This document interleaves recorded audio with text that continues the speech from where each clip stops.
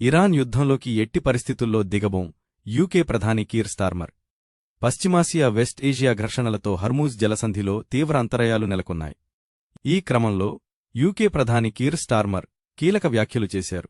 Hormuz జలసంధిని తిరిగి తెరిచే మార్గాలపై చర్చించేందుకు ప్రపంచస్థాయి సదస్సు నిర్వహిస్తామని ఆయన ప్రకటించారు. ఇందుకోసం అందుబాటులో ఉన్న ప్రతి దౌత్యమార్గాన్ని పరిశీలిస్తున్నామని అన్నారు.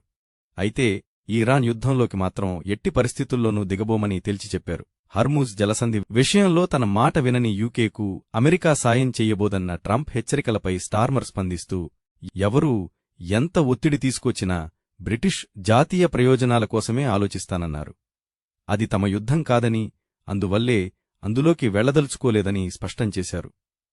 ప్రస్తుత సంఘర్షణలతో యూకే భవిష్యత్తుపై గణనీయమైన ప్రభావం పడుతోందని, ఇంధన సరఫరాకు అంతరాయం కలగడం వల్ల జీవన వ్యయం పెరుగుతుందని అన్నారు. అయినప్పటికీ ఈ సంక్షోభాన్ని ఎదుర్కోవడానికి దేశం సిద్ధంగా ఉందని స్టార్మర్ చెప్పారు.